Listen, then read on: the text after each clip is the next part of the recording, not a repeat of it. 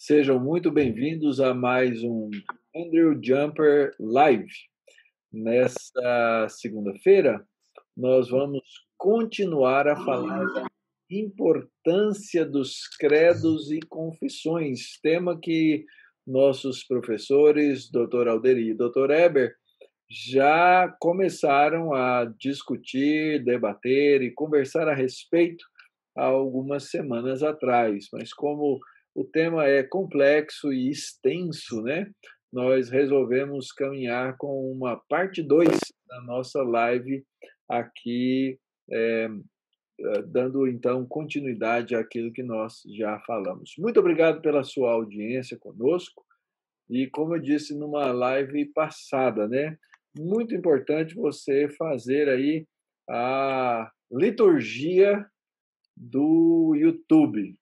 E alguém falou, mas que negócio é esse de liturgia? Ora, tudo aquilo que você faz sistematicamente, repetidamente, é uma mini liturgia, né? Liturgia não se refere só ao culto. O que é a liturgia do que é a liturgia do YouTube? É inscrever-se no canal, clicar no sininho, deixar o like no vídeo e fazer o seu comentário, porque essas coisas colocam os vídeos que nós transmitimos aqui no nosso canal num posicionamento diferente, mais gente vai poder ouvir a mensagem que nós temos a transmitir. E antes de caminhar para as nossas perguntas, nós vamos ter aqui o boa noite dos nossos liveanos, né, que estão aqui acompanhando ou trabalhando na nossa live. Então, doutor Alderi, doutor Eber, por favor, deixem aí o seu boa noite para o nosso pessoal. Queremos saudar os nossos amigos e irmãos que estão nos ouvindo e nos vendo nesta transmissão, esperando que os temas que vão ser abordados possam ser úteis, informativos e edificantes para a vida de todos vocês. Pela segunda vez estamos juntos nesta jornada das confissões, catecismos e credos. E esperamos que vocês aproveitem disto, especialmente você que não tem uma tradição confessional. Aprenda a amar as coisas que os nossos antepassados escreveram. A fé nossa deve estar ligada à fé de nossos pais. Boa noite a todos. Muito bom. Vamos ter uma palavra de oração e rogar a Deus a bênção sobre esse tempo juntos. Pai bendito, nós pedimos que a nossa conversa ela seja boa, edificante e que ocupe a nossa mente e coração, tudo aquilo que é bom e que tem boa fama e que é proveitoso. E que seja, ó Deus, então, algo abençoador para aqueles que nos ouvem, para aqueles que no futuro continuarão a ouvir sobre esse tema. É a oração que nós fazemos no nome de Jesus, o nosso Senhor. Amém. Aqui no Andrew Jumper, nós estamos com o nosso processo seletivo aberto. Nós estamos aí numa temporada de processos seletivos. E, nesse momento, o nosso processo seletivo para o curso de revitalização e multiplicação de igrejas continua aberto. É um curso, uma especialização, na qual você pode estudar conosco e aprender sobre a necessidade e as ferramentas, princípios e conceitos bíblicos para revitalizar e plantar igrejas. Então, quero convidá-lo a ir ao nosso site para conhecer o nosso programa de revitalização e multiplicação de igrejas e, quem sabe, num futuro breve, você pode estar conosco aqui na nossa escola, tá bom? Muito bem, gente, vamos caminhar então para as nossas perguntas. Sim, lembrando, né, que você pode ir lá no nosso site e conhecer a teologia da nossa escola por meio da nossa revista teológica, que é a Fides Reformata, que esse ano teve um número comemorativo dos 150 anos do Instituto Presbiteriano Mackenzie, o nosso mantenedor, e os outros anos todos estão lá. Você pode baixar, pode ler, pode estudar esses artigos acadêmicos em todas as áreas que a nossa escola oferece formação e cursos. Fica aí o nosso convite. Mas agora sim, caminhando então para as nossas perguntas a respeito da importância dos credos e das confissões. E se você não assistiu a live anterior, eu recomendo que você volte aí no nosso canal algumas semanas atrás, tá? E veja, assista a live 1 sobre a importância dos credos e confissões, para que você fique inteirado do tema como um todo, tá bom? Muito bem, gente, vamos lá. Primeira pergunta: quais as funções ou usos mais importantes das confissões e catecismo? Quais as funções ou usos mais importantes das confissões e catecismos? Muito bem. Nós podemos discernir diversos propósitos muito claros e muito importantes desses documentos confessionais. O primeiro dos quais é declaratório, digamos assim. Esta é uma das primeiras funções e propósitos desses documentos: declarar a fé diante da sociedade, diante do mundo, como nós costumamos dizer. E na época da Reforma, e mesmo na Antiguidade, declarar a fé diante dos governantes. Isso fica muito claro em vários documentos confessionais da época da Reforma, a começar de alguns que foram produzidos pelo fundador da tradição reformada, que foi Ulrico Zwinglio. Zwinglio dirigiu uma de suas declarações confessionais ao imperador Carlos V, o imperador do Sacro Império Germânico, e outra ao rei Francisco I da França. Nesses dois lugares, os reformados estavam enfrentando dificuldades, estavam se deparando com atitudes intolerantes das autoridades, dos governantes. Então, havia essa preocupação de mostrar: olha, nós não somos heterodoxos, nós não somos heréticos. A nossa fé corresponde exatamente ao que ensina a Escritura, ao que foi ensinado por Jesus Cristo e pelos apóstolos. Então, esse é um dos objetivos mais importantes desses documentos, esse objetivo declaratório, de declarar, de confessar a fé, inclusive diante da sociedade, do mundo e dos governantes. Um segundo objetivo, agora voltado para a própria Igreja, e muito óbvio nesses documentos, é a sua finalidade didática.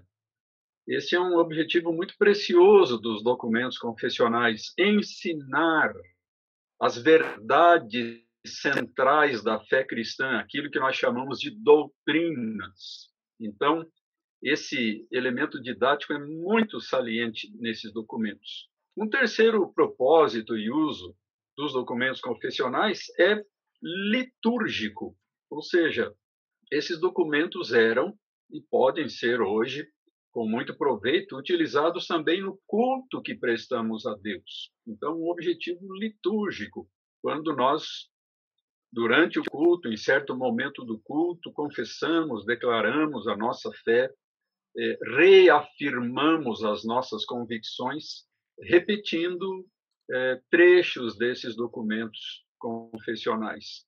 E, finalmente, um quarto objetivo seria apologético, ou seja, defender a fé, apresentar uma posição adotada por um grupo, por uma denominação, uma posição teológica, em distinção de posições, de posicionamentos adotados por outros grupos, sejam grupos evangélicos ou não evangélicos. Então, resumindo, um objetivo declaratório, outro objetivo didático, um terceiro litúrgico e um quarto apologético. Esses talvez sejam os propósitos mais importantes desses valiosos documentos confessionais. Sobre os usos litúrgicos que o doutor Lee mencionou, é curioso ver como, no presente tempo, numa época meio anticonfessional que nós vivemos, o pessoal não gosta muito de usar as confissões ou os catecismos até na, no culto a Deus. Eles pensam que a Bíblia é a única coisa que deve ser lida. Mas é curioso que, e o Dr. Alderi disse isso na vez passada, é que os catecismos possuem coisas muito interessantes. Por exemplo, as perguntas do catecismo tratam da oração do Senhor, tratam dos 10 mandamentos, que são expressões diretas sacadas da Escritura, que nós devíamos fazer isto, devíamos falar na igreja, recitar sem ser mera decoreba na igreja. Mas vocês reparam que nem mesmo a oração chamada oração do Senhor é feita na hora do culto. Os mandamentos não são regularmente ensinados. Então, alguma coisa precisa ser revista. Precisamos voltar a falar destas coisas no culto para que essa função litúrgica seja cumprida e as nossas crianças participem das proclamações credais e confessionais. E nós temos o dever de explicar à igreja, a partir das crianças, o significado das perguntas. Então, esse fim litúrgico, essa finalidade litúrgica, para mim, no meu entendimento, é a mais importante hoje, porque tem sido esquecido enormemente no culto a Deus. É verdade. E eu, cada vez que trabalho, né, com as confissões, seja nas exposições, né, uma série, por exemplo, de exposições nos 10 Mandamentos que fizemos na igreja, né, a explicação dos catecismos a respeito dos 10 Mandamentos são muito ricas, mas muito ricas.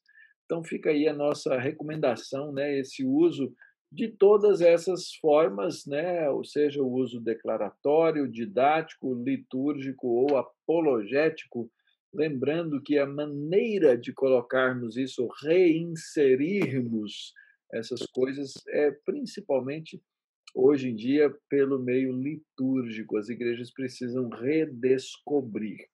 Entre as grandes confissões, uma delas se tornou muito popular, muito conhecida, que é a Confissão de Fé de Westminster, né?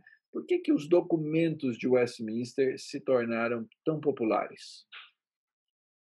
Bom, eles se tornaram tão populares no sentido de tão conhecidos e tão influentes pelas suas qualidades intrínsecas. São documentos que foram fruto da reflexão e do debate daqueles muitos pastores e teólogos, homens cultos e piedosos, que se reuniram durante muitos anos na famosa Assembleia de Westminster, em Londres, em meados do século XVII. Ali estava, podemos dizer, a fina flor do puritanismo inglês, aqueles homens reconhecidos por sua dedicação, por sua espiritualidade e também por sua cultura, muitos deles professores de escolas importantes da época, autores de livros que marcaram profundamente a sua geração e gerações posteriores. Esses homens, então, discutiram cuidadosamente os diferentes pontos teológicos entre si e também recorreram a toda uma enorme literatura teológica reformada que já havia se acumulado até aquela época, mais de um século depois do início da reforma. Então, nós devemos levar em conta que a Assembleia de Westminster e os seus famosos documentos são uma destilação, são um fruto final de mais de um século de reflexão teológica reformada. Eles aproveitaram tudo aquilo de bom que tinha sido produzido ao longo de todo aquele século que os precedeu, produzindo assim um documento abrangente, equilibrado, que mistura tanto teologia profunda quanto uma espiritualidade, uma piedade rica, um documento que, na verdade, está em perfeita sintonia com aquelas grandes ênfases dos puritanos, que, ao contrário do que com tanta frequência acontece, não separavam coração da mente. Eles uniam a uma profunda espiritualidade, piedade também, um profundo apreço pela mente, pelo intelecto, pela reflexão. E então esses documentos, por sua abrangência, por seu equilíbrio, por sua abordagem tão bíblica também dos diferentes pontos teológicos, eles acabaram tendo uma aceitação enorme, inicialmente na própria Inglaterra, e depois em outros países. Na Inglaterra, embora o presbiterianismo não tenha se tornado a religião dominante por causa dos fatores políticos daquela época, no entanto, os documentos de Westminster, principalmente a Confissão de Fé, acabaram influenciando grandemente outros dois grupos não presbiterianos, os congregacionais, com a sua famosa Declaração de Savoy, e os batistas, com duas importantes declarações confessionais que eles elaboraram no final do século XVII, todos esses documentos profundamente influenciados pela Confissão de Fé de Westminster. E fora da Inglaterra, então, na Escócia, a Escócia fez uma coisa extraordinária. Ela abandonou a sua antiga confissão escocesa, que vinha lá da época de John Knox, para abraçar em seu lugar a Confissão de Fé de Westminster.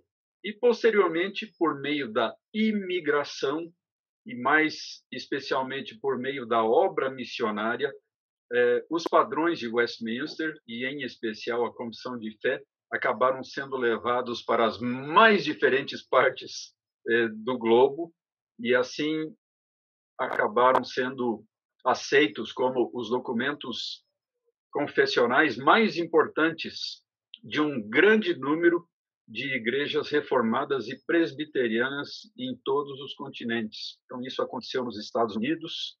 Dos Estados Unidos, por meio dos missionários, a Confissão de Fé chegou ao Brasil e foi para a África do Sul, para a Nova Zelândia, para a Austrália e para tantos outros lugares, na América Latina, para o México e vários outros países. Então, são todos esses fatores teológicos, históricos, missiológicos, que contribuíram para essa popularidade tão grande dos documentos ou padrões de Westminster. Não sobrou quase nada para eu falar, apenas lembrar uma coisa, que os padrões do Westminster, especialmente a Confissão de Fé, ela é muito precisa na elaboração das frases.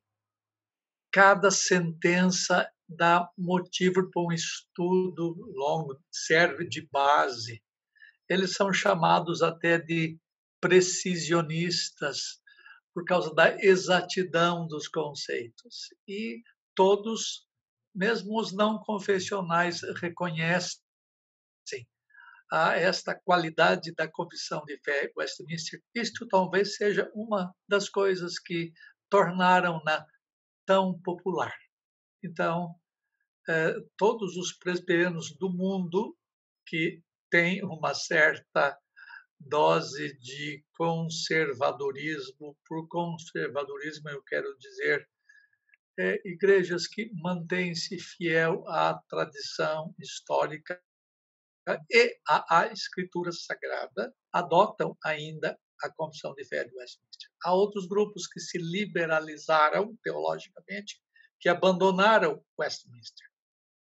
Mas eu quero estimular você, não importa a sua tradição teológica, leia, estude. Você vai ver que preciosidade, que joia de documento preparado por 151 teólogos da fina estirpe que fizeram uma obra tão grande que mesmo os posteriores não a ultrapassaram.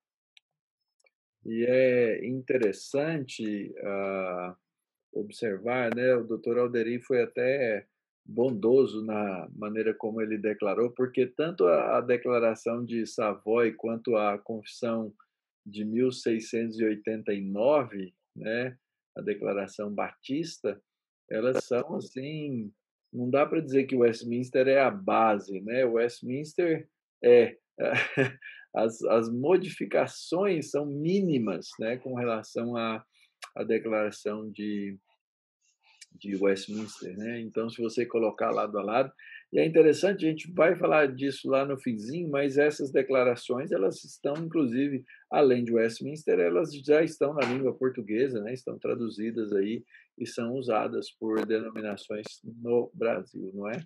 Eu acertei a data aí, doutor Alderia, 1689, Isso, não é isso?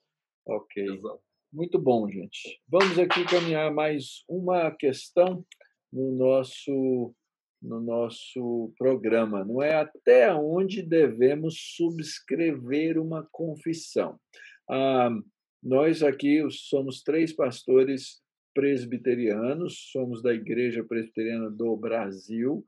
A nossa denominação, né, adota Westminster como a sua confissão de fé. Como é que funciona esse negócio de subscrever? Lembrando que subscrever significa assinar embaixo. Para nós, os presbiterianos, nos nossos presbitérios, nós temos que declarar nossa fidelidade, nós temos que subscrever a confissão. Isto é normal nos presbitérios da Igreja Presbiteriana. Eu não sei se todos fazem isso, mas é o que deveria acontecer. Até mesmo nós, no Andrew Jumper, de tempo em tempo, temos que assinar um documento de lealdade à nossa confissão de fé. Anualmente, chefe. Anualmente, nós temos que escrever um documento. Isso é muito importante. A pergunta que é feita agora é até onde devemos subscrever uma confissão? Essa é uma pergunta que foi elaborada, é meio complicado de responder. Eu acho que devemos, como um todo, defendê-la, subscrever o texto todo dela. Entretanto, nós devemos ter uma noção muito clara que a confissão de fé é um documento de auxílio para o entendimento da Escritura, mas ela se encontra subordinada ao ensino da Escritura. Mais tarde, eu creio que vamos tratar dessa matéria mais detidamente. Mas eu creio que você que é crente deve subscrever assim no seu coração, na verdade, porque a igreja não exige isso de você, ela exige dos oficiais dela, dos presbíteros, quer chamados docentes, quer os chamados regentes. Mas nós devemos ter uma atitude de tomar essa confissão como nossa, porque ela expressa de uma maneira melhor, mais exata do que as anteriores expressam. Eu sei que os reformados do continente têm o Catecismo de Heidelberg, têm a Confissão Belga. Nós, os presbiterianos do da ilha, não é? Assinamos confissão de fé. O fato é, nós temos que subscrever uma confissão para que a igreja nossa, para que a congregação nossa receba o ensinamento harmônico em toda a sua extensão. A pergunta que vamos trabalhar um pouco mais tarde, eu creio, deve ser saber se nós podemos ter alguma questão que temos dificuldade de entender. O fato de nós termos dificuldade de entender um ou outro ponto não significa que não devamos subscrevê-la. Depois a gente vai mexer mais nesse assunto. A pergunta é a próxima, chefe. Daqui a pouquinho a gente chega lá. Doutor Alderi? Foi interessante o que os norte-americanos fizeram no século XVIII, bem no início do presbiterianismo norte-americano. Então, no ano de 1729, o Sínodo de Filadélfia, o primeiro sínodo dos Estados Unidos, aprovou o chamado Ato de Adoção, recebendo, adotando os padrões de Westminster e principalmente a confissão de fé como as declarações confessionais oficiais das igrejas presbiterianas das colônias inglesas da América do Norte. Agora, um detalhe curioso é que os ministros, os pastores, deveriam subscrever as partes essenciais e necessárias dos padrões de Westminster, sendo deixada aos presbitérios a definição, a determinação de quais seriam essas partes essenciais e necessárias.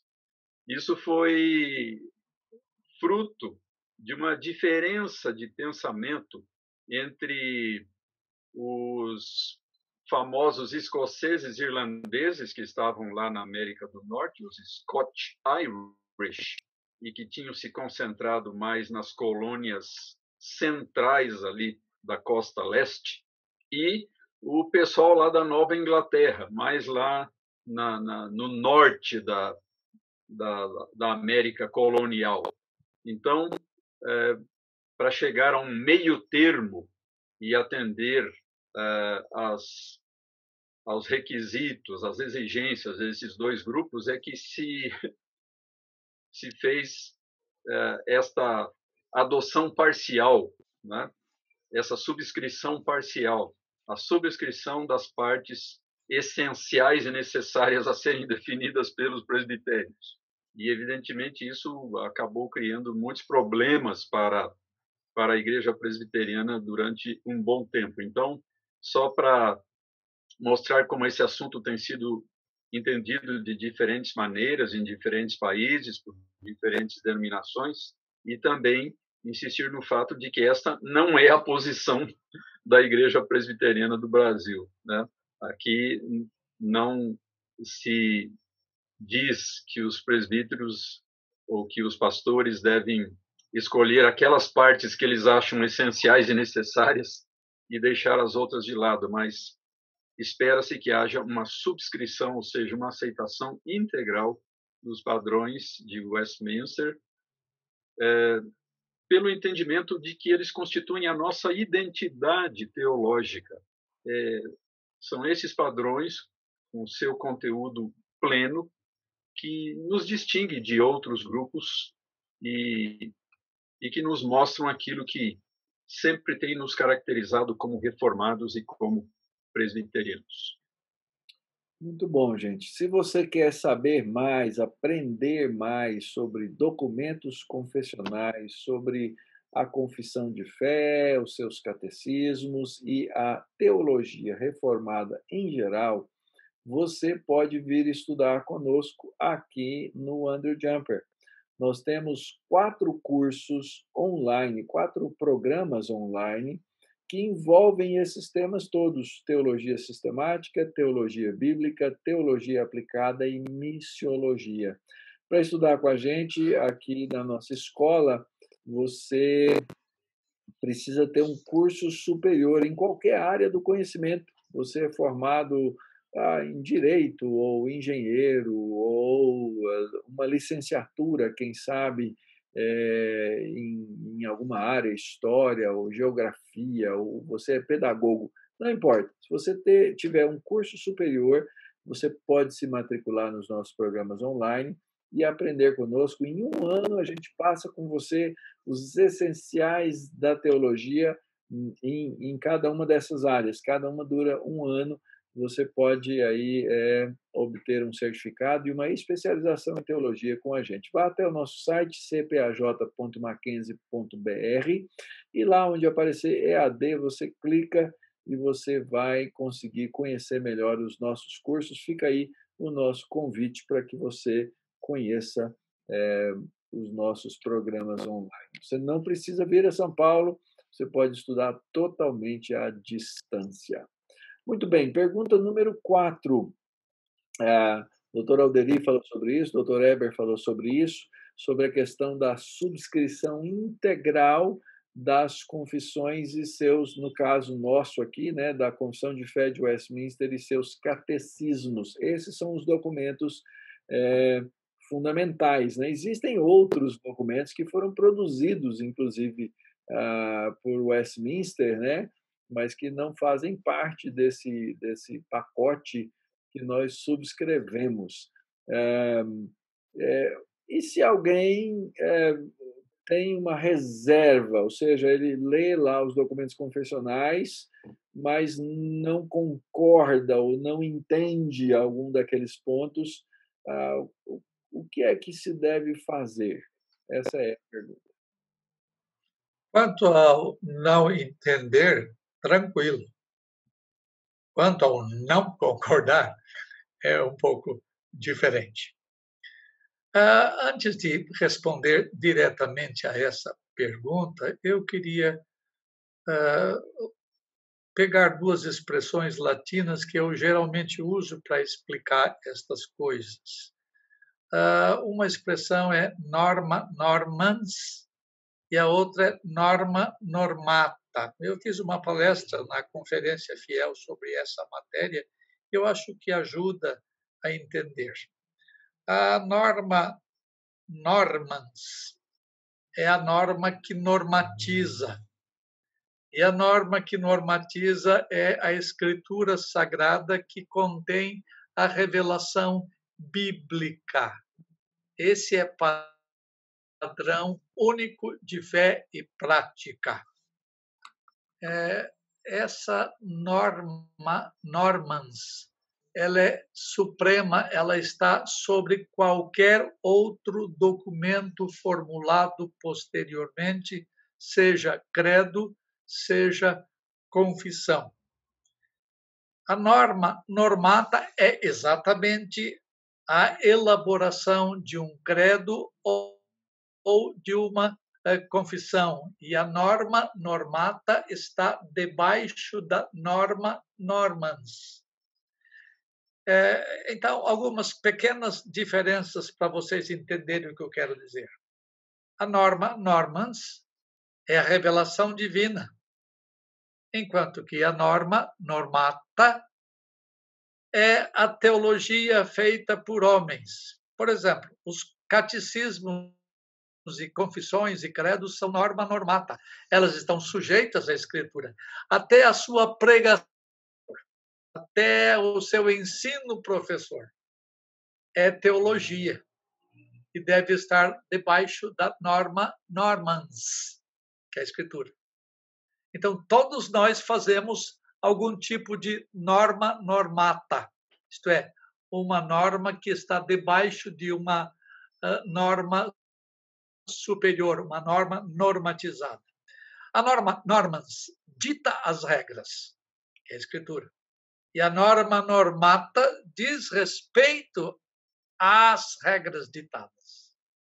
A norma normans é infalível, porque ela é dada por Deus, enquanto que a norma normata pode apresentar falhas, porque é feita por homens. A norma normans é irreformável, enquanto que a norma normata é reformável. a norma. Normas é matéria fechada, enquanto que a norma normata é matéria em aberto.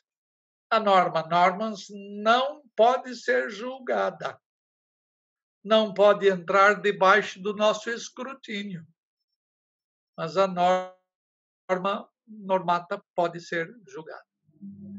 Existe possibilidade de se ter alguma reserva a qualquer doutrina, seja por ignorância ou falta de entendimento? Sem dúvida. O que vamos trabalhar depois é o que fazer quando isso acontece. Evidentemente, as igrejas têm as suas posições muito claras a respeito dessas questões, e elas têm, podemos dizer, níveis de exigência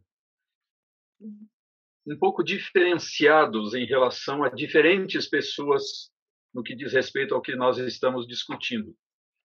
É claro que o nível de exigência em termos de subscrição é muito maior no que se refere aos líderes da igreja, ou seja, os pastores e também os candidatos ao ministério.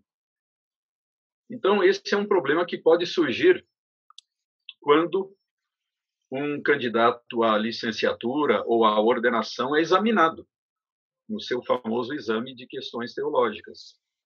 Ele pode expressar, durante o seu exame, alguma reserva em relação a algum aspecto da Confissão de Fé de Westminster. E então cabe aos examinadores, cabe ao presbitério, julgar se essa reserva é aceitável ou não, com vistas à licenciatura ou à ordenação. Se for uma coisa menor, sem grandes implicações, então isso seria admitido. Se for uma questão mais substantiva, então isso pode acabar se tornando um impedimento para a licenciatura, para a ordenação desse candidato. Isso se aplica também aos oficiais da igreja, aos presbíteros e aos diáconos. E, num nível menor, então, aos membros da igreja. No que diz respeito aos membros, geralmente não se tem um nível de exigência tão rigoroso quanto no que se refere aos líderes. Mas digamos que algum membro de nossas igrejas venha a nós, os pastores, e diga: olha, pastor, eu tenho sérias reservas quanto à doutrina da eleição, ou então eu não concordo com o batismo infantil e outros, o princípio regulador do culto, eu também não acho que é aceitável. Daí seria o caso de nós perguntarmos para essa pessoa: você tem certeza que você quer ser um presbiteriano? Se você quer ser um presbiteriano, se você quer ser reconhecido como membro desta confissão religiosa, desse grupo denominacional, você precisa estudar mais a fundo essas questões, porque são estes elementos, esses pontos teológicos que constituem a nossa identidade como reformados. Você não pode ser um membro de uma igreja presbiteriana, apresentar-se como presbiteriano e ter dúvidas tão grandes a respeito de questões tão importantes para a nossa fé e para a nossa identidade teológica e denominacional.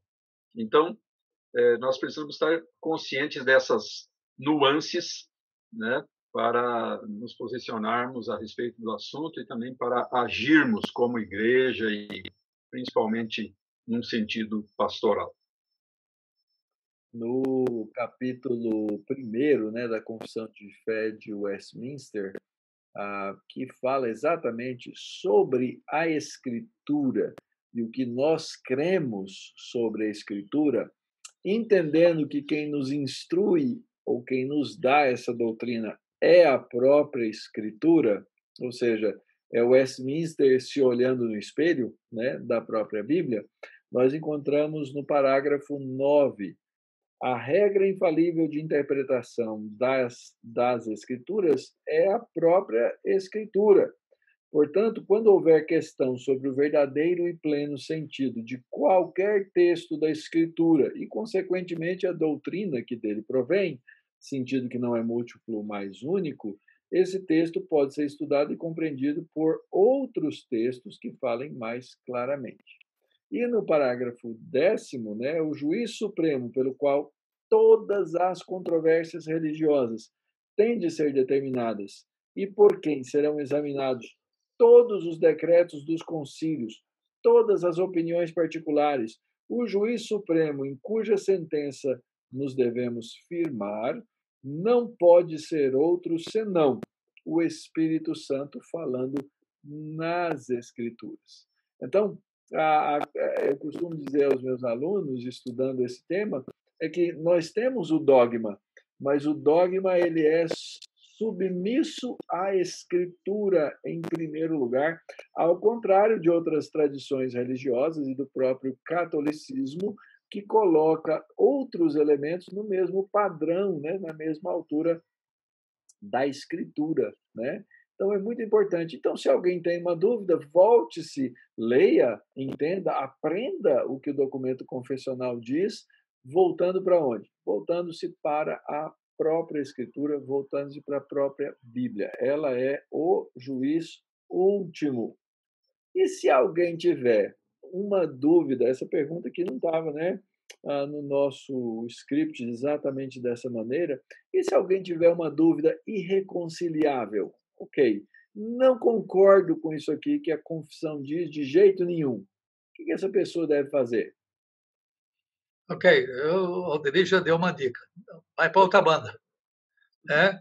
Mas antes de eu responder a essa pergunta, é a quarta, né? Essa quarta. Isso. Tem a quinta que tem a ver aqui, nossa próxima. A quem devemos prestar contas quando alguma dúvida doutrinária aparece?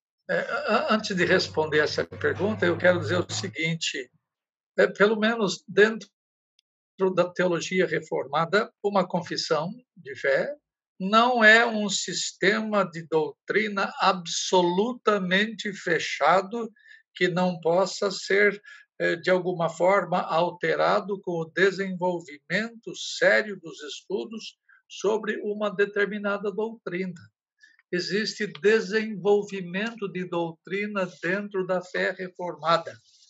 Portanto, é possível que num credo antigo ou numa confissão de fé nossa haja alguma coisa que possa ser melhorado. Porque se nós dissermos que a confissão de fé é irreformável, nós estamos colocando-a numa posição de semelhança em autoridade à Escritura. Então, a teologia reformada não é um sistema hermeticamente fechado ou irreformável. Tem vários exemplos disso, só para ilustrar. Houve um conceito, por exemplo, de regeneração que foi desenvolvido no decorrer da história da Igreja. Os nossos primeiros pais reformados, Calvino, por exemplo, ele tinha um conceito diferente do que nós temos hoje de regeneração. Ele entendia que arrependimento, conversão, era a mesma coisa que regeneração. Então, isso foi desenvolvido com o passar da história. Então, nesse sentido, aquilo que se cria em tempos mais antigos pode ser melhorado. Tá? É importante que você entenda que não possuímos um credo sacrossanto que não possa ser melhorado. A teologia reformada sempre se desenvolveu desde a Reforma Protestante do século XVI. Quanto mais os teólogos refletem sobre a revelação da Escritura e estudam a toda a Escritura, mais eles podem aprender com ela. Então, a teologia reformada permite a revisão de credos para que se melhore a formulação de doutrinas. Então, No nosso caso, a Igreja Presbiteriana do Brasil, eu não posso dizer em nome de outras igrejas, a quem devemos prestar contas quando alguma coisa, alguma dúvida doutrinária aparece? A minha primeira resposta é: se você é um membro da igreja, vá ao conselho da sua igreja. Se você é um pastor da igreja, vá ao concílio maior seu, que é o presbitério, apresente de coração aberto, disposto a aprender, expresse a sua dúvida. Então, isto é alguma coisa importante que os presbitérios deviam entender, que pastores podem ter uma coisa que mostre que ele entendeu melhor do que foi entendido há 400 anos atrás. Eu não vejo nenhum problema disso. Eu continuo tendo subscrição, continuo a subscrever a confissão de fé, ainda que eu tenha alguma dúvida de terminologia ou mesmo até conceitual. O meu respeito é o mesmo pela fé dos nossos pais, mas eu devo me reportar a quem está sobre mim, quem tem tem governo sobre mim, eclesiasticamente falando, e no meu caso é o presbitério. Ou, mais especificamente, o meu caso diz respeito aos meus colegas de jumper e a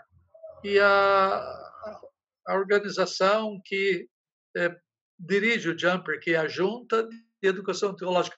Todos nós temos que prestar contas, não tem ninguém que seja independente. Isso é importante que você entenda. Uhum. É interessante o que diz a própria confissão de fé, na sua parte final, no capítulo 31, no parágrafo 3. Todos os sínodos e concílios, diz o texto da Confissão de Fé de Westminster, desde os tempos dos apóstolos, quer gerais, quer particulares, podem errar. E, evidentemente, quando a Assembleia de Westminster fez esta afirmação de que todos os sínodos e concílios podem errar, eles não pretendiam excluir a si próprios, né? Todos menos nós. E daí continua. E muitos têm errado. Eles, portanto, não devem constituir regra de fé e prática, mas podem ser usados como auxílio em uma e outra coisa. Então, a nossa regra de fé e prática é a Escritura, e os nossos documentos confessionais são auxílios nesses dois âmbitos, no âmbito da fé e da prática, a entendermos melhor a nossa fé e as suas implicações, e também a vida cristã prática, que é tão importante, que é igualmente importante para todos nós. Mauro, a doutora Adri lembrou bem desse finalzinho da confissão, de que a confissão, os escritores dela, admitem a possibilidade de não estarem absolutamente certos em todas as coisas.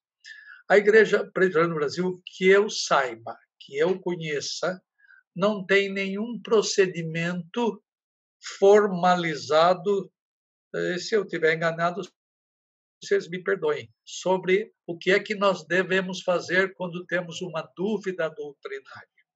Eu estava lendo um procedimento dentro da Igreja Cristã Reformada muito interessante sobre isto. Eu vou ler um pouquinho aqui, apenas me ouçam. Isso aqui são pessoas que se reuniram um grande concílio da Igreja Cristã Reformada nos Estados Unidos e disseram assim: nós, abaixo-assinados, sinceramente, de boa consciência, declaramos que, por esta subscrição, estamos firmemente persuadidos de que todos os pontos contidos em nossos símbolos de fé reformados, elaborados pelos nossos antepassados espirituais, refletem com fidelidade por sua interpretação os ensinos da palavra.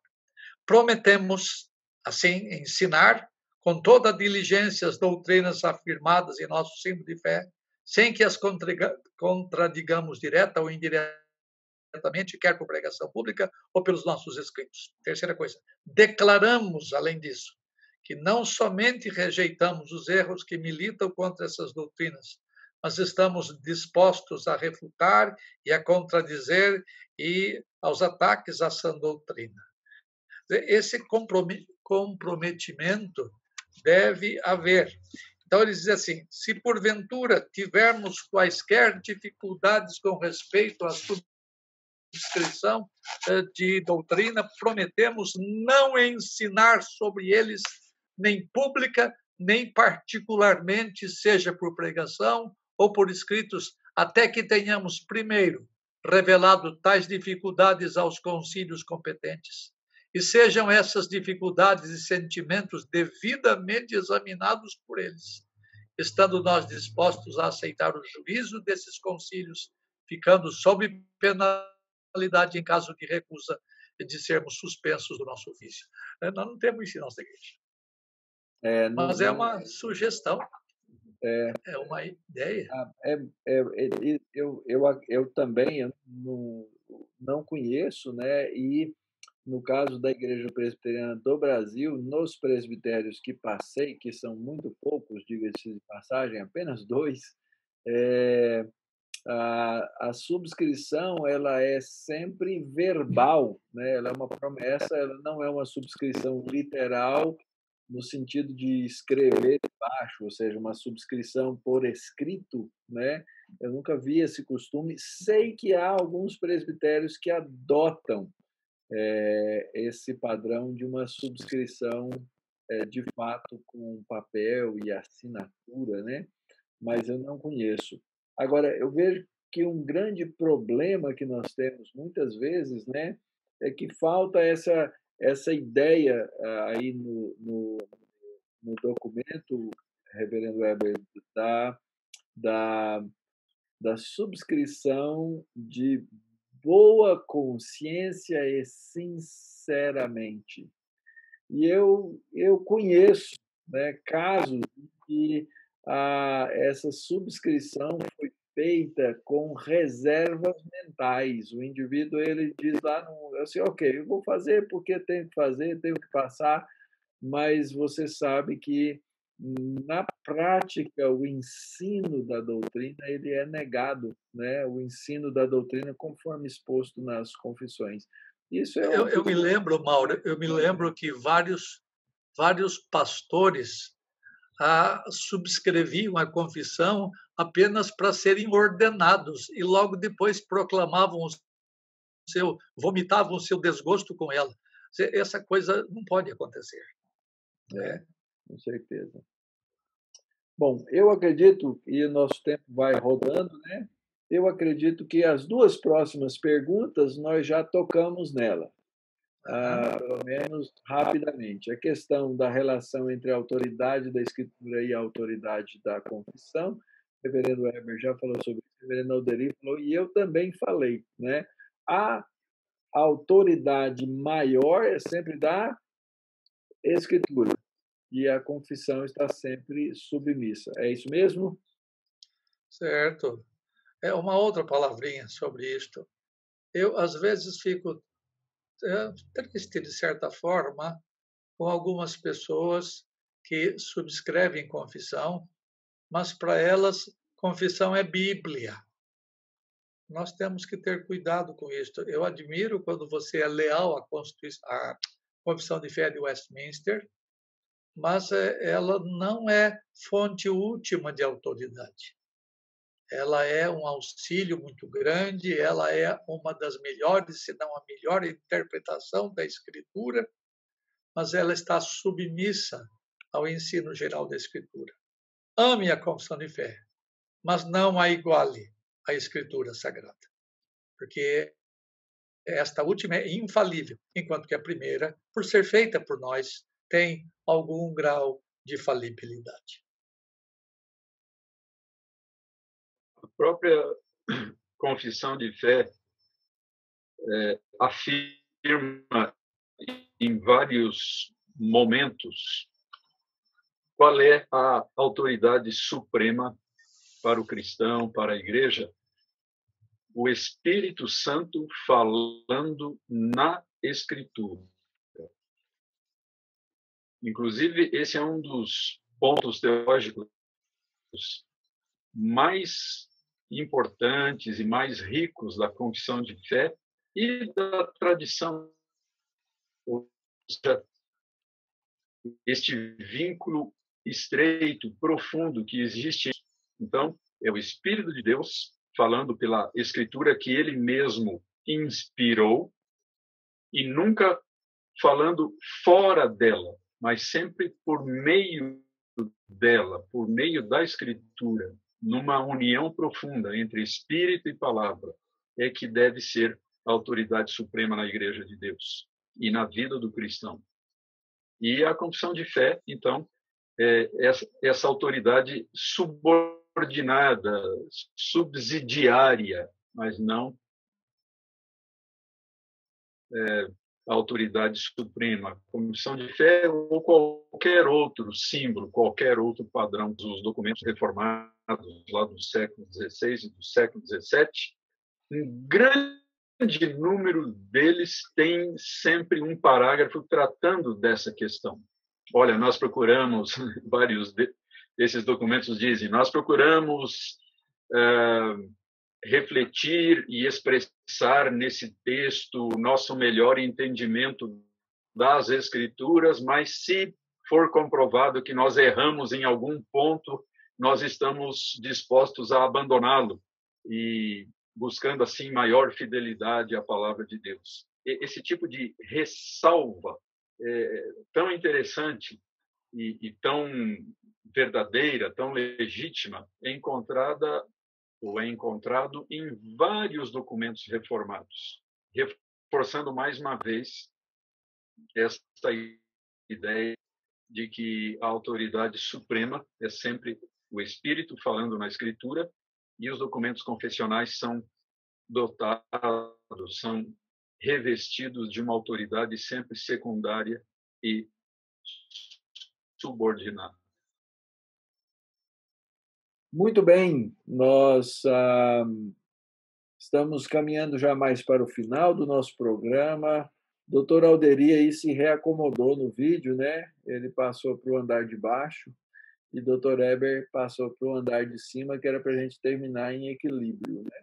Mas falando sobre os nossos programas presenciais aqui do Andrew Jumper, eu já falei dos programas online, nós temos também programas que são presenciais modulares. O que isso significa?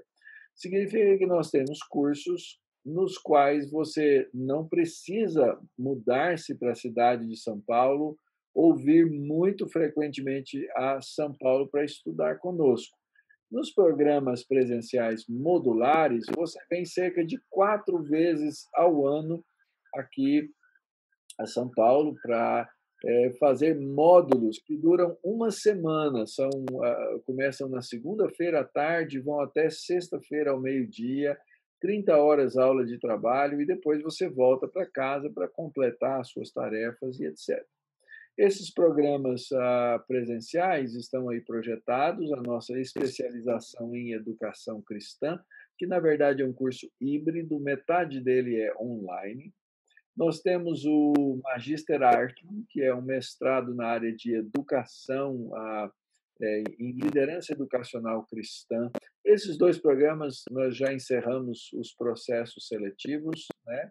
Nossos outros programas, agora com o processo seletivo aberto, o nosso RMI, Revitalização e Multiplicação de Igrejas, para pastores, para presbíteros, para líderes eclesiásticos que queiram saber os princípios e os conceitos bíblicos reformados para a igreja manter-se viva e cumprindo o seu papel de multiplicação. Nós temos o nosso Magister Divinitatis, que é o nosso primeiro mestrado. Depois nós temos o nosso STM, que é o nosso mestrado que tem um caráter mais acadêmico, de formação de pesquisadores. E temos o nosso doutorado em ministério, que é feito em parceria com o Reformed Theological Seminary em Jackson, no Mississippi. Acesse o nosso site, vá lá, conheça nossos programas e, quem sabe, você pode tornar-se um dos nossos alunos aqui no CPAJ. Bom? Muito bem. Pergunta número 7. Como é que nós podemos lidar com líderes que dizem que as confissões ou credos não têm relevância? Isso não é importante, eu gosto só da Bíblia, não é? Um dos argumentos é exatamente esse. Nós não precisamos de nada que seja um acréscimo às Escrituras. Como é que a gente pode lidar com essa questão? Lidar com gente que discorda de teologia é a coisa mais complicada da igreja. Muitas pessoas acham que o tal do livre exame das Escrituras, que é o princípio da reforma, pode ser aplicado às pessoas de tal forma que elas podem discordar de tudo que é ensinado na igreja em termos credais ou confessionais. Eu creio, meus colegas, que é uma tolice dizer que nós não precisamos de acréscimo às Escrituras, como se credos e confissões fossem acréscimo. Se você, e tem outros que falam assim, eu prefiro Cristo. Você não pode falar de Cristo sem fazer teologia sobre o que ele disse. Quando você abre a Bíblia para interpretar qualquer coisa da Escritura, você está fazendo teologia. Não tem como escapar. A menos que você lesse a Escritura, não comentasse nada sobre a leitura. Eu respeitaria você. Mas uma vez que você abre o texto da Escritura e vai dizer aos seus ouvintes o que é que isso significa, então você está fazendo aquilo que você chama de acréscimo. Então, eu creio que é uma inconsistência. É que as pessoas querem ser livres a ponto de não ficarem debaixo de nenhum tipo de cabresto doutrinário, como eles chamam. Então, isso é muito difícil trabalhar. Com isso é muito difícil trabalhar. Vocês já viram nos presbitérios de vocês alguém ser suspenso do pastorado ou do presbiterato por causa de erro doutrinário? É muito raro. No entanto, nós temos muita gente aí que não quer saber de confissão, não quer saber de doutrina. E ninguém faz nada com eles, ninguém bota a mão neles. Então, eu acho que a igreja devia ter muito mais seriedade com essas pessoas, porque elas pervertem a fé e saem imunes, como acontece dentro de nosso país. As pessoas pintam e bordam e, no fim, não sofrem nenhuma consequência. Deus é muito sério com a sua palavra, Deus é muito sério com a Escritura. E eu gostaria que nossa igreja levasse isso muito mais a sério em termos de concílios e nós apertássemos as pessoas ou que os concílios nos apertassem para que nós entremos no eixo e nós sejamos mais sadios na fé. E a Confissão de Fé de Westminster é um documento muito sadio de fé. Essa posição de que nós devemos ficar somente com a Bíblia e não com a teologia é uma posição ingênua. É uma posição de quem realmente não refletiu em profundidade a respeito dessas questões. Porque ninguém nunca fica só com a Escritura. Toda pessoa tem a sua maneira de ler e de entender e de interpretar a Escritura. Essa interpretação e esse entendimento podem ser mais formais, aquilo que nós chamamos de teologia, ou podem ser informais, mas são inevitáveis. Então, todo mundo, mesmo que deteste a palavra teologia, não pode deixar de fazer teologia. Eu costumo dizer, quando o humilde pregador pentecostal faz a leitura de um texto e começa a dar explicações lá na sua igreja, ele está, sem o saber, fazendo teologia. Toda a interpretação da Escritura implica em teologia.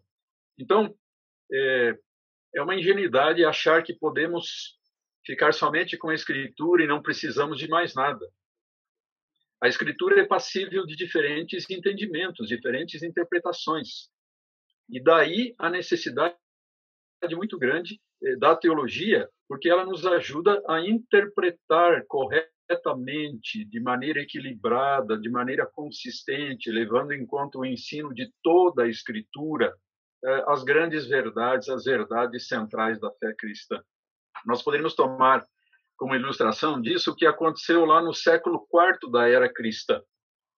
Surgiu lá um presbítero chamado Ário, um presbítero da igreja de Alexandria, no Egito, que começou a apontar para certos textos da Escritura e dizer, olha, em várias passagens, o Filho de Deus é chamado de unigênito, de primogênito. Então, isso significa que ele foi gerado no tempo. Ele não existia, foi criado pelo Pai e então passou a existir. Ele é muito superior aos seres humanos, ele até pode ser cultuado pela igreja, mas ele é muito inferior ao Pai. Ele é um ser gerado, literalmente criado, que não existia e passou a existir. E ele apelava para a Bíblia. Ele dizia, está na Bíblia. Tem muitos textos bíblicos que afirmam isso. Então, a igreja, reunida em concílio, o concílio de Niceia, houve por bem condenar como herético, como heterodoxo, o arianismo, dizendo, sim, Cristo é gerado, porém eternamente gerado pelo Pai. O Pai sempre foi Pai, desde toda a eternidade, e o Filho sempre foi Filho.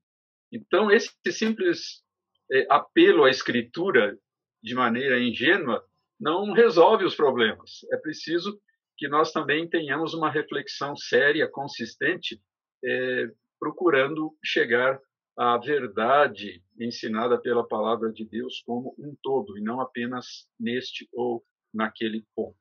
Irmãos, há quem diga, e eu já li isso há muito tempo, que a Bíblia é a mãe das heresias.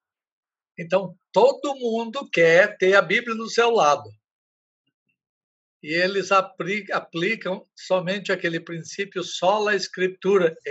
O Alderir está dizendo aí, o Ário pegou o texto da Bíblia e interpretou a sua moda e disse, eu arranquei isto da Bíblia.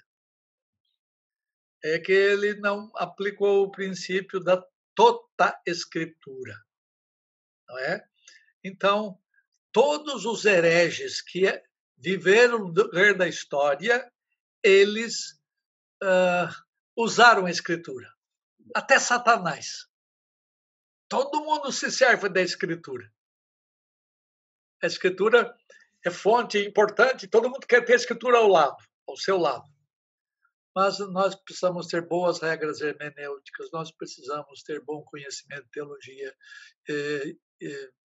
bíblica, de exegese, de história, etc., etc., para que nós possamos ter uma boa visão da Escritura e então entender melhor os textos. Tá? Você faz o favor de não fazer acréscimo à Escritura. Interprete com sabedoria, a fim de que o seu povo seja edificado, cresça no conhecimento de Nosso Senhor. Como disse o famoso teólogo, escritor, pastor presbiteriano R.C. Sproul, e inclusive foi publicado um livro no Brasil com esse título, né? Somos todos teólogos. Não há quem se aproxime da Bíblia sem fazer teologia. A questão é que teologia será feita e quais serão as bases para fazer isso. Por isso, tão importante estudar, né, e conhecer credos, confissões, a boa teologia que que já foi desenvolvida e testada ao longo dos séculos dentro do próprio cristianismo. Como é que a gente pode ter acesso aos credos apostólicos, aos outros credos, às confissões? Como é que a gente pode, como é que o nosso ouvinte pode ter acesso a esses textos? Felizmente, nós temos muitos meios de acesso a esses documentos tão importantes da fé cristã, tanto os antigos, lá dos primeiros séculos, quanto os da época da Reforma, porque eles têm sido incluídos em muitas edições, tanto recentes quanto mais antigas, na língua portuguesa. Eles todos podem ser encontrados também na internet. E no que diz respeito a livros, então, a nossa editora, a Casa Editora Presbiteriana, mais conhecida hoje como Editora Cultura Cristã, tem publicado já diversas edições da Confissão de Fé e dos Catecismos de Westminster. Eu tenho uma dessas edições aqui comigo, uma edição já de alguns anos atrás, então incluindo os 3 documentos e também as passagens bíblicas, não somente as referências, mas as passagens por extenso. Então, um recurso muito valioso para o estudo dos padrões doutrinários de Westminster. Eu tenho aqui também um livro precioso que foi publicado agora, alguns anos atrás, que é A Harmonia das Confissões Reformadas. Uma das maneiras mais ricas de conhecermos esse legado confessional da fé reformada é pelo estudo comparativo dos documentos de maior expressão da tradição reformada. Então, abre aí uma página. É o que acontece nessa harmonia das confissões reformadas. Abre uma página aí para o pessoal ver por dentro, Alderi. Então, aqui nós temos, vamos ver uma página aqui com bastante material. Né? Então, aqui estão em colunas, né? Em colunas, a Confissão Belga, o Catecismo de Heidelberg, a Segunda Confissão Helvética, os Cânones de Dort e, então, os 3 documentos de Westminster, o que permite uma comparação extremamente relevante e rica dos diferentes pontos doutrinários tratados por esses documentos. No que diz respeito aos documentos antigos, os credos lá do IV, do V século, uma obra de muito valor que nós temos em português é Documentos da Igreja Cristã, da editora Haste, e tendo como autor Henry Bettenson. Então, o Bettenson tem o credo chamado de Nicéia, o credo niceno, a definição de Calcedônia e também diversos documentos confessionais de diferentes denominações na época da Reforma, lá nos séculos XVI e XVII. Então, hoje, felizmente, nós temos um acesso muito fácil, seja através de livros, seja através da internet, a esses valiosos documentos confessionais da fé evangélica cristã, evangélica e reformada. Como ter acesso aos credos apostólicos e às confissões? O Denis já falou. Você tem que ter juízo e ler para ser confrontado com a fé. Muitas pessoas têm medo de não poder contra-argumentar. Pega aquilo não é Bíblia, mas é muito sério. O que está escrito nas nossas confissões é de um valor extraordinário. Pois peça a Deus a graça de você ser humilde e não fazer teologia sozinho. Faça teologia amparado na fé de nossos pais, na bendita fé de nossos pais. Eles são os que organizaram os credos e as confissões. Muito bom. Se nós encararmos esses documentos como auxílios para o estudo das Escrituras, eles vão adquirir, então, um caráter extremamente prático para todos nós. Porque sempre foi esse o objetivo deles, o objetivo dos seus autores que os elaboraram. Servir de subsídio, de apoio e de auxílio para o nosso estudo e para a interpretação da palavra de Deus, que sempre deve ocupar o primeiro lugar. Ok, muito bom, gente. Que bom que a gente pôde ter essa boa conversa. A gente vai tentar colocar aí na descrição do vídeo posteriormente alguns links nos quais você pode acessar aí online literatura sobre os credos, confissões e assim por diante. Lembrando que nós estamos ainda com pelo menos um dos nossos processos seletivos abertos para o RMI. Vá lá no nosso site, cpaj.mackenzie.br e nos conheça aí a nossa escola, tá bom? É o nosso convite. De novo, por último, né? Se inscreve no canal, clica no sininho, deixa o comentário, dá o like no vídeo. Isso vai posicionar essa conversa que nós tivemos aqui dentro da plataforma do YouTube, e mais gente vai poder ouvir aquilo que você ouviu. Então, se você gostou, seria bom que você compartilhasse por esses meios essa, né, mensagem, por meio dessa conversa. Colegas, deem aí o seu boa noite para nós encerrarmos, então, aqui o nosso programa. Irmãos, muito obrigado por estarem nos assistindo e queremos deixar neste encerramento da nossa transmissão este convite e este incentivo para que vocês conheçam o legado confessional da nossa fé. Esses documentos preciosos foram fruto de muito trabalho, de muita reflexão dos nossos maiores nos primeiros tempos da Reforma, e certamente nós temos muito a aprender com eles. Alguém disse que nós somos como anões colocados sobre ombros de gigantes, para que possam ver mais longe, contemplar mais longe, e que nós possamos fazer isso, então, procurando ler, estudar cuidadosamente os nossos documentos confessionais, sempre comparando-os com o ensino da palavra de Deus, a fim de que sejamos levados a uma maior compreensão das grandes verdades da nossa fé. E tendo esta maior compreensão, nos regozijarmos nelas e sermos profundamente gratos ao nosso Deus por todas estas realidades maravilhosas que Ele nos deu a conhecer. Que Deus abençoe a todos. Amém. A minha palavra final é para que vocês tenham graça divina ao estudar as coisas de que nós falamos nesta live. Eu espero que você aprenda a amar a fé antiga. Porque o que é verdade uma vez o é para sempre. Lembra bem, vou repetir.